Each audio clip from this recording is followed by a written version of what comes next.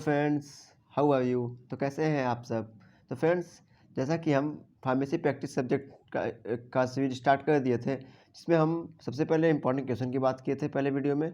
फिर दूसरे वीडियो में हम इसमें फर्स्ट यूनिट में जो कि पहला टॉपिक के बारे में डिस्कस किए थे, जो कि हमने बताया था कि आपके पहले यूनिट में 4 टॉपिक हैं, ठीक, जिसमें हमने इसके पहले वाले वीडियो में पहला टॉपिक डिस्कस कर दिया है, हॉस्पिटल एंड इट्स ऑर्गेनाइजेशन। तो फ्रेंड्स, अगर आपने इस वीडियो को नहीं देखा है तो आपको इस वीडियो का लिंक ऊपर आई बटन पे आपको मिल जाएगा, आप वहाँ से इस वीडियो को आप देख सकते हैं। एंड साथ ही साथ फ्रेंड्स, आपको टेलीग्राम चैनल के माध्यम से हैंड रिटन नोट्स भी आपको प्रोवाइड किए जाएंगे। अब फ्रेंड्स, आज हम बात करेंगे आपका दूसरा topic, hospital pharmacy and its organisation. ठीक फ्रेंड्स, इसके बारे में हम इस वीडियो में बात करेंगे। इस वीडियो में आपको ये टॉपिक पूरा कवर कर देंगे, फिर अगले वीडियो में आपको एडीआर के बारे में पढ़ेंगे, फिर नेक्स्ट वीडियो में आपको कम्युनिटी फार्मेसी के बारे में देखेंगे। तो फ्रेंड्स, वीडियो को स्टार्ट करने से पहले अगर आपने हमारे चैनल को सब्सक्राइब नहीं किया है, प्लीज़ चैनल को सब्सक्राइब करना ना भूलिएगा एंड बेल आइकन को जरूर प्रेस कीजिएगा, जिससे आपको इससे रिलेटेड सभी नोटिफिकेशन आपको मिलते हैं। एंड फ्रेंड्स, आपको इस चैनल पे वीडियो कंटेंट के साथ साथ नोट्स कंटेंट भी प्रोवाइड किए जाएंगे, हैंड रिटन नोट्स एंड साथ ही साथ शॉर्ट नोट्स भी प्रोवाइड किए जाएंगे, जो कि आपको एग्जाम टाइम आप बहुत ही हेल्पफुल होगा वो। ठीक फ्रेंड्स, तो फ्रेंड्स आइए बिना देरी के वीडियो को स्टार्ट करते हैं। तो हमारा फ्रेंड्स टॉपिक क्या था, hospital pharmacy and its organisation. Friends, ये सेम ऐसे ही है जैसे हॉस्पिटल था, हॉस्पिटल एंड इट्स ऑर्गेनाइजेशन था, वैसे ही हॉस्पिटल फार्मेसी है। बस यहाँ पे क्या फ्रेंड्स, ये हॉस्पिटल के अंदर हॉस्पिटल फार्मेसी आता है। मतलब हम कह सकते हैं जो ड्रग वाले एरिया होते हैं, मतलब जहाँ पे डिस्पेंस होता है ड्रग, जहाँ पे स्टोर होता है, जहाँ मैन्युफैक्चरिंग होता है, उन सब एरिया की बात करेंगे एंड उनके ऑर्गेनाइजेशन के बारे में बात करेंगे। और पहले हम क्या किए थे, पहले हम हॉस्पिटल के पूरे हॉस्पिटल के बारे में देखे थे और उसके ऑर्गेनाइजेशन के बारे में देखे थे। अब वही चीज़ हम हॉस्पिटल फार्मेसी के बारे में देखेंगे। ठीक फ्रेंड्स, उसमें सबसे पहले हमने उसमें क्या देखा था, डिफिनेशन देखा था। ऐसे इसमें सबसे पहले हमने क्या देखेंगे, डिफिनेशन देखेंगे। तो फ्रेंड्स, अगर हम फार्मेसी प्रैक्टिस के नामी डिफिनेशन की बात करें, सॉरी हॉस्पिटल फार्मेसी का अगर डिफिनेशन की बात करें, तो क्या होता है कि it is A department of hospital. यह एक हॉस्पिटल का एक डिपार्टमेंट होता है, जो कि हमने बताया था ना कि एक हॉस्पिटल क्या है, कॉम्प्लेक्स ऑर्गेनाइजेशन है, उसमें डिफरेंट अलग अलग डिपार्टमेंट होते हैं। तो उन्हीं डिपार्टमेंट से एक डिपार्टमेंट हमारा क्या है, हॉस्पिटल फार्मेसी। तो ये क्या होता है फ्रेंड्स, एक डिपार्टमेंट होता है जो कि डील्स क्या करता है, किसके बारे में डील्स करता है, storage, procurement, compounding, dispensing, manufacturing, testing, packaging and distribution of drug. मैंने बताया ना, ये फार्मेसी ये हम लोग से जो आपका फार्मा का है, मतलब ये फार्मासिस्ट से रिलेटेड है ये। ठीक फ्रेंड्स, अब अगर आप अभी ट्रेनिंग करके आए होंगे हॉस्पिटल से, तो क्या उसमें देखा होगा आपने कि डिस्ट्रीब्यूशन का एक अलग डिपार्टमेंट, मतलब अलग रूम है, स्टोरेजिंग का अलग रूम है, मैन्युफैक्चरिंग का अलग रूम होता है, पैकेजिंग का अलग रूम होता है। तो क्या होता है कि हॉस्पिटल फार्मेसी एक डिपार्टमेंट होता है हॉस्पिटल का, जो डील्स करता है, किसकी डीलिंग करता है, स्टोरेज का, प्रोक्योरमेंट का, कंपाउंडिंग का, डिस्पेंसिंग का, मैन्युफैक्चरिंग का, टेस्टिंग का, पैकेजिंग का एंड डिस्ट्रीब्यूशन का, किसके, ड्रग के। ठीक फ्रेंड्स, तो ये था एक इसका छोटा सा डिफिनेशन। अब बात करते हैं इसके फंक्शन की। जैसे हमने उसमें फंक्शन ऑफ हॉस्पिटल देखा था, अब यहाँ हम देखेंगे फंक्शन ऑफ हॉस्पिटल फार्मेसी की। ठीक फ्रेंड्स, तो अगर हम इसके फंक्शन की बात करें तो फ्रेंड्स इसके कई डिफरेंट फंक्शन है। क्या है, आपका डिस्पेंसिंग है, ड्रग की डिस्पेंसिंग करता है, ड्रग का मैन्युफैक्चरिंग करता है, स्टोर कीपिंग करता है, मेंटेन रिकॉर्ड करता है, पेशेंट काउंसलिंग करता है, टीचिंग एंड रिसर्च करता है, drug information service and drug monitoring service. ये इसके डिफरेंट फंक्शन है। अब सबसे पहले अगर हम बात करें डिस्पेंसिंग की, तो फ्रेंड डिस्पेंसिंग मतलब आप नॉर्मली समझ ही गए होंगे अगर आप 7 सेमेस्टर में है, तो मतलब कि ड्रग की डिस्पेंसिंग की बात कर रहा है। अब क्या होता है, 3 टाइप के होते हैं, एक होता है आईपीडी, एक होता है ओपीडी, एक होता है मेडिकल सर्जरी। आईपीडी मतलब इन पेशेंट, ओपीडी मतलब आउट पेशेंट हो, एंड मेडिकल सर्जरी। आईपीडी मतलब जो एडमिट होते हैं फ्रेंड, मतलब जो पेशेंट एडमिट होते हैं इस हॉस्पिटल में, उनके लिए उनको क्या कहते हैं, आईपीडी कहते हैं। ओपीडी मतलब आउटडोर, मतलब जो आते हैं खाली फिजिशियन को, मान लीजिए कोई बीमारी हुआ, आए फिजिशियन को दिखाया और दवा लेके चले गए, वो होते हैं ओपीडी। अब मेडिकल सर्जिकल मतलब जो सर्जरी में ऐसे मेडिसिन जो सर्जरी के टाइम यूज होते हैं। ठीक, तो ये 3 डिपार्टमेंट अलग अलग हो जाते हैं, एक आईपीडी, एक ओपीडी, एक मेडिकल सर्जरी। अब नेक्स्ट आता है आपका मैन्युफैक्चरिंग। मैन्युफैक्चरिंग मतलब क्या होता है फ्रेंड्स, कुछ ड्रग ऐसे होते हैं जिसको वहीं मैन्युफैक्चर किया जाता है, बना दिया जाता है। जैसे आपका अगर हम बात करें तो आपका IV fluid, surgical irrigation fluid हो गया, ठीक, डायलिसिस सोल्यूशन हो गया, ये सब क्या होते हैं फ्रेंड्स, उसी टाइम वही बनाए जाते हैं। जैसे डायलिसिस करते हुए कुछ डायलिसिस सोल्यूशन का यूज होता है, तो वो सब वही मैन्युफैक्चर किए जाते हैं। ठीक फ्रेंड्स, और कौन करता है, वो हॉस्पिटल फार्मेसी के डिपार्टमेंट वाले करते हैं, जैसे फार्मासिस्ट हो गया। ठीक, अब नेक्स्ट आता है आपका फंक्शन क्या है, स्टोर कीपिंग, मतलब कि आपके जो ड्रग खरीदे गए हैं, लाए गए हैं, उनको स्टोर करना अच्छे से। ठीक फ्रेंड्स, उनके कंडीशन को, स्टोरेज कंडीशन को ध्यान देते हुए उनको स्टोर करना। नेक्स्ट आपका आता है मेंटेनेंस रिकॉर्ड। मेंटेनेंस रिकॉर्ड मतलब कि यहाँ पे जितने तरह के कितने ड्रग आपके आए हैं, कितने ड्रग निकले हैं, कितने ड्रग इस टाइम प्रेजेंट हैं, उनका एक्सपायरी डेट कब है, उनका मैन्युफैक्चरिंग डेट कब था। ठीक फ्रेंड्स, इन सब चीज़ों को हम मेंटेन रिकॉर्ड में मेंटेन करते हैं। ठीक, नेक्स्ट आपका आता है पेशेंट काउंसलिंग। पेशेंट काउंसलिंग में क्या होता है friends, to instruction the patient, मतलब कि हम पेशेंट को उसके बारे में, ड्रग के बारे में बताते हैं, जैसे डोजेज रेजिमेंट हो गया, उसका यूज हो गया, उसके साइड इफेक्ट क्या हो गया, ये सब चीज़ें हम पेशेंट को बताते हैं। ठीक, नेक्स्ट आपका आता है टीचिंग एंड रिसर्च। अब यहाँ पर आता है फ्रेंड टीचिंग। अब टीचिंग मतलब क्या है, जैसे अभी आप ट्रेनिंग करने गए तो क्या हुआ, वहाँ पे आपको एजुकेट आपको नॉलेज मिला, तो प्लस क्या वो टीचिंग भी है, टीचिंग सेंटर में, हॉस्पिटल फार्मेसी में आप बैठे होंगे, ओपीडी में बैठे होंगे, दवा डिस्ट्रीब्यूट किए होंगे पेशेंट को, तो आप वहाँ सीखे होंगे, इसलिए वहाँ टीचिंग एंड रिसर्च। रिसर्च भी होता है कहीं कहीं कुछ हॉस्पिटल में, जैसे कुछ रिसर्च प्रोग्राम चलाए जाते हैं। ठीक, नेक्स्ट आपका आता है drug information service. Drug information service का मतलब यही है कि हम जो भी ड्रग आ रहे हैं उनके बारे में डिटेल्स जानकारी रखना, रिकॉर्ड मेंटेन करना। ठीक, एंड ड्रग मॉनिटरिंग सर्विस मतलब कि उनके मॉनिटरिंग के बारे में, कि एक चार्ट बनाना, ये सब चीज़ें हम इसमें देखेंगे।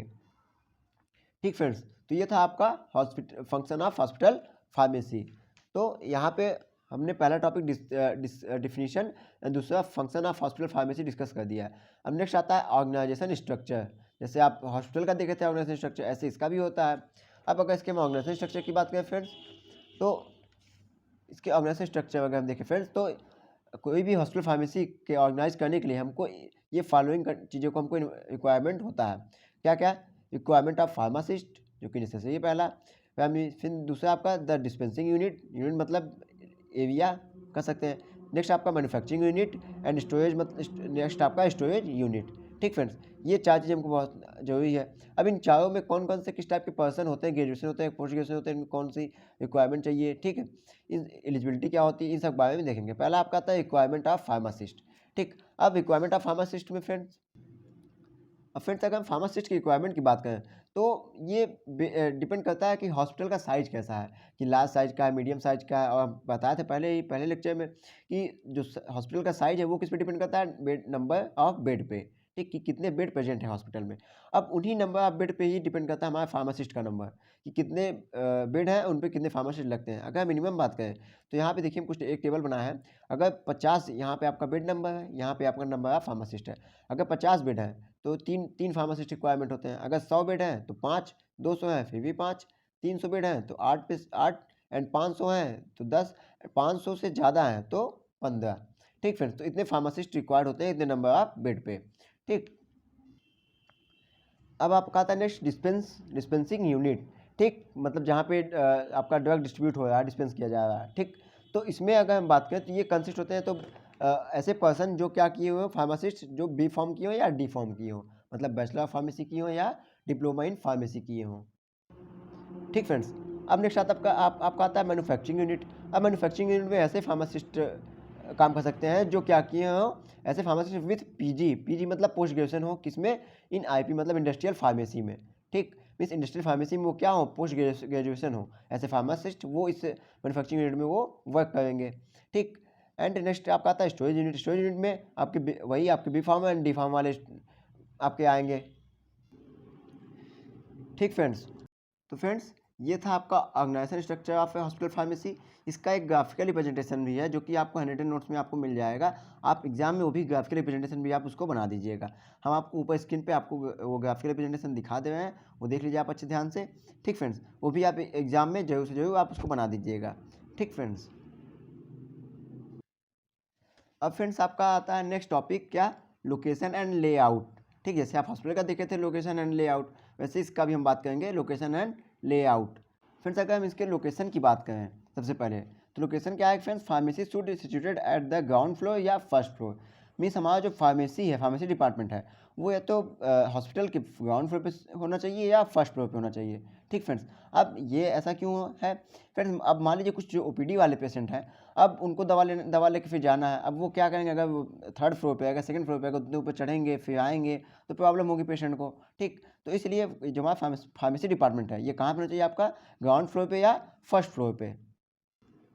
और अगर हम साथ ही साथ कुछ लोकेशन की बात करें तो it should be it should be well separated from the other unit of the hospital. मतलब कि हमारा जो लोकेशन ऑफ फार्मेसी है ये बाकी जो डिपार्टमेंट है या बाकी जो यूनिट है हॉस्पिटल के उनसे सेपरेट होना चाहिए। ऐसा ही नहीं कि एक ही में सर्जिकल वाला बना दिए, सर्जिकल डिपार्टमेंट बना दिए, उसी में हम वार्ड भी बना दिए, उसी में फार्मेसी डिपार्टमेंट बना दिए, ऐसा नहीं करना। ठीक, क्या करना है, उसको फार्मेसी डिपार्टमेंट को अलग होना चाहिए। और फ्रेंड्स उस फार्मेसी यूनिट में क्या हो, प्रॉपर वेंटिलेशन हो, ठीक, विंडो हो, ऐसा नहीं कि एकदम पैक है, वहाँ पे कुछ दवाइयाँ बेकार भी होंगी, क्योंकि दवाइयों का भी एक स्टोरेज कंडीशन होता है। ठीक, तो वहाँ पे प्रॉपर वेंटिलेशन भी होना चाहिए। तो ये था आपका लोकेशन नाम मिली जानकारी। अब आता है आपका लेआउट। लेआउट मतलब स्केचिंग डायग्राम की कैसे कहाँ पे क्या होना चाहिए ये। ठीक फ्रेंड्स, तो अगर हम बात करेंगे लेआउट की, तो ये जो लेआउट है मतलब ये हमारा होता है based on the hospital. Means यहाँ पे जो साइज, अब किस साइज का हॉस्पिटल है उनके बेस पे ये डिपेंड करता है हमारा लेआउट। अगर बड़ा हॉस्पिटल है बहुत बड़ा तो उनका लेआउट कुछ अलग होगा। नॉर्मली जैसे अगर हम CSC की बात करें, PSC की बात करें, जहाँ पे आप ट्रेनिंग करके आए हुए हैं सरकारी वाले, उनका लेआउट कुछ और होता है। तो ये जनरली हम बात कर रहे हैं आपके यहाँ पे 4 सेक्शन होने चाहिए लेआउट में, किसके, हॉस्पिटल फार्मेसी में। कौन कौन से, एक एडमिनिस्ट्रेशन सेक्शन होना चाहिए, एक मैन्युफैक्चरिंग सेक्शन, दूसरा आपका, तीसरा आपका डिस्पेंसिंग सेक्शन, एंड चौथा आपका स्टोरेज एरिया। ठीक, अब इसमें डिस्पेंसिंग सेक्शन में आपका 2 होना चाहिए, हमने पहले बताया, एक OPD एक IPD। और कभी कभी जो बड़े हॉस्पिटल होते हैं उसमें एक आपका हो जाता है, कौन कौन सा, मेडिकल सर्जिकल। ठीक, तो इतने सेक्शन आपके होने चाहिए। एंड अब फ्रेंड्स अगर हम इनके पूरे लेआउट की बात करें तो इनके बेड नंबर पे भी डिपेंड करता है कितने स्क्वायर फीट में हॉस्पिटल होना चाहिए। अगर हम बात करें 100 बेड अगर है हॉस्पिटल में, तो आपके 10 स्क्वायर फीट आपके होने चाहिए, स्क्वायर फीट पर बेड होने चाहिए। ठीक, एंड अगर 200 बेड है तो 6 स्क्वायर फीट पर बेड होना चाहिए, या अगर 200 या 200 से अधिक है तो एटलीस्ट आपके 5 स्क्वायर फीट पर बेड होने चाहिए। या हम कह सकते हैं, अगर सिंपल हम जनरली बात करें एक हॉस्पिटल की, तो मिनिमम आपके 250 स्क्वायर फीट आपके होने चाहिए। ठीक, आपके 250 स्क्वायर फीट आपके होने चाहिए एरिया, किसके लिए, हॉस्पिटल फार्मेसी के लिए। अब अगर हम इसके लेआउट की बात करें तो इसका मैप कैसा होता है, तो फ्रेंड्स यहाँ पे देखिए इसका मैप।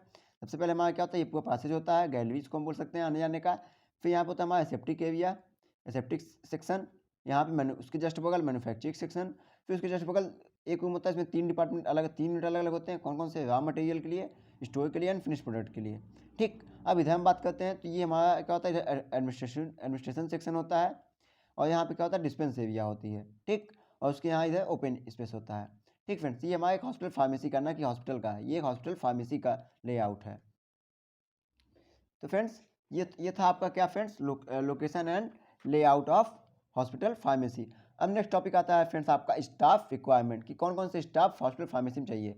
हमने हॉस्पिटल में भी हमने देखा था, अब यहाँ आप देखते हैं हॉस्पिटल फार्मेसी में, जो कि एक फार्मासिस्ट है। अब फार्मासिस्ट में अलग अलग टाइप के फार्मासिस्ट होते हैं, ठीक, अलग अलग पोजीशन पे होते हैं। उनकी हम बात करें तो फ्रेंड्स स्टाफ रिक्वायरमेंट की अगर हम बात करें तो स्टाफ रिक्वायरमेंट में आपके क्या होते हैं, एक डायरेक्टर ऑफ फार्मेसी होते हैं, जो कि क्या होते हैं, एक चीफ, जिसको हम चीफ फार्मासिस्ट बोलते हैं। वो क्या करते हैं, आप चीफ फार्मासिस्ट के अंडर में जो आपके जूनियर फार्मासिस्ट होते हैं वो सब काम करते हैं। ठीक, या जो ट्रेनिंग पे गए हैं वो सब काम करते हैं। तो ये क्या करते हैं, डायरेक्ट करते रहते हैं। ठीक, अब आता है आपका नेक्स्ट फार्मासिस्ट। फार्मासिस्ट में आपके कौन कौन से होते हैं, 4 रजिस्टर्ड फार्मासिस्ट होते हैं। ठीक, बाकी कौन कौन से होते हैं, असिस्टेंट होते हैं आपके, अटेंडेंट होते हैं एंड स्वीपर्स होते हैं। ठीक फ्रेंड्स, इतने स्टाफ रिक्वायरमेंट हमको चाहिए होता है किसी भी हॉस्पिटल फार्मेसी के लिए। और अगर हम इनके और कुछ वर्क की बात करें, डायरेक्टर फार्मेसी की, इनका काम क्या है कि आपका पूरा मैनेजमेंट देखना पूरे हॉस्पिटल फार्मेसी का। ठीक फ्रेंड्स, और उसके बाद क्या क्या सिस्टम कैसे चल रहा है, इन सब चीज़ों को देखना। एंड बाकी अगर आप इसमें और कुछ ऐड करना चाहते हैं तो जो आप नंबर ऑफ बेड्स, हमने टेबल बताया था, नंबर ऑफ बेड्स एंड कितने फार्मासिस्ट चाहिए, तो आप उस टेबल को भी आप यहाँ पे ऐड कर सकते हैं। ठीक फ्रेंड्स, अब आपका नेक्स्ट टॉपिक है आपका, ये था आपका स्टाफ रिक्वायरमेंट। आपका नेक्स्ट टॉपिक है responsibility and function of hospital pharmacist. यहाँ पे फार्मेसी नहीं, हॉस्पिटल फार्मासिस्ट की बात हो रही है। तो आप वैसे तो अभी तक आप 7 सेमेस्टर तक आप सेमेस्टर में आप पहुँच गए, तो कुछ फंक्शन तो आप हॉस्पिटल सॉरी आप फार्मासिस्ट के जान ही गए होंगे। फिर भी हम यहाँ पे आप बात कर देते हैं। आपका है रिस्पॉन्सिबिलिटी ऑफ हॉस्पिटल फार्मासिस्ट। अब देखिए फ्रेंड्स, आपके सिलेबस में पूछा है रिस्पॉन्सिबिलिटी एंड फंक्शन, लेकिन फ्रेंड्स वैसे तो दोनों का वर्क सेम ही है। अगर आप फंक्शन पूछता तब भी आप रिस्पॉन्सिबिलिटी डाल देंगे, कोई गलत नहीं होगा। या अगर रिस्पॉन्सिबिलिटी पूछता है तब भी आप फंक्शन वाला डाल देंगे, तब भी कोई गलत नहीं होगा। ठीक, तो अगर हम इनकी रिस्पॉन्सिबिलिटी की बात करें तो यहाँ पे कुछ रिस्पॉन्सिबिलिटीज़ हैं, जैसे आपका मेडिसिन मैनेजमेंट करना, नेक्स्ट आपका मॉनिटरिंग ड्रग चार्ट, उसके बाद आपका डिस्चार्जिंग पेशेंट, उसके बाद आपका source of information and last आपका कीपिंग अप टू डाटा। अब अगर डिटेल से बात करें इन सब के बारे में, तो मेडिसिन मैनेजमेंट मतलब क्या है फ्रेंड्स, कि जितने भी ड्रग या मेडिसिन आ रहे हैं बाहर से स्टोर किए जा रहे हैं, और कितने पर डे कितने मेडिसिन निकल रहे हैं, पेशेंट कितने ले जा रहे हैं, इन सब चीज़ों का एक रिकॉर्ड बनाना, ठीक। एंड फिर आपका नेक्स्ट आता है monitoring drug chart. Monitoring drug chart मतलब कि कितने ड्रग आए हुए हैं उनको लिखना, एंड फिर साथ ही साथ उनके एक्सपायरी डेट, उनके मैन्युफैक्चरिंग डेट, एंड उनका एडवर्स इफेक्ट क्या है, इन सब चीज़ों का रिकॉर्ड रखना। फिर आपका आता है नेक्स्ट डिस्चार्जिंग पेशेंट।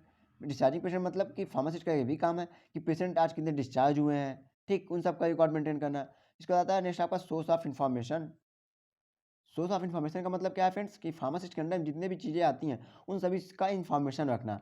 जैसे अभी हमने बताया ना, पेशेंट कितने आए हुए हैं, कितने एडमिट हैं, कितने डिस्चार्ज हुए हैं। अब कुछ ट्रेनिंग पे कुछ आते हैं, ट्रेनिंग के लिए कुछ बच्चे आते हैं, ठीक, उनका भी इन्फॉर्मेशन रखना। कितने ड्रग आए हैं उनका इन्फॉर्मेशन रखना, कितने कैटेगरी के ड्रग हैं उनका इन्फॉर्मेशन रखना, एक्सपायरी डेट कब है, मैन्युफैक्चरिंग डेट कब है ड्रग का, उनका इन्फॉर्मेशन रखना, ठीक। उस और बाकी कीपिंग अप टू डाटा, मतलब बाकी सब जितने डाटा है उनको भी मेंटेन रखना। ये सब काम है किसके, हॉस्पिटल फार्मासिस्ट के। हम कह सकते हैं हॉस्पिटल फार्मासिस्ट की सब के यहाँ पूरे रिस्पॉन्सिबिलिटीज़ हैं। तो फ्रेंड्स, आपका आज ये वाला सेक्शन भी आपका समाप्त हो गया। इसमें हमने बात किया definition, function of hospital pharmacy, organisation structure, location layout, staff requirement and responsibility and their function of hospital pharmacist के बारे में। तो फ्रेंड्स, अगर यहाँ तक आपको कहीं भी कोई डाउट है तो आप हमको कमेंट बॉक्स में जरूर कमेंट कीजिएगा। एंड फ्रेंड्स, आपको यहाँ पे एक शॉर्ट नोट भी इसका हम टेलीग्राम पे अपलोड कर देंगे, बाकी डिटेल्स नोट्स भी इसका हैंड रिटन नोट्स भी टेलीग्राम पे अपलोड कर देंगे, आप वहाँ से जाके आप देख सकते हैं। तो फ्रेंड्स, वीडियो कैसा लगा, अगर अच्छा लगा तो प्लीज़ चैनल को लाइक कीजिए, वीडियो को लाइक कीजिए एंड चैनल को सब्सक्राइब करना भूलिएगा। तो फ्रेंड्स, वीडियो को इन तक देखने के लिए thank you and take care.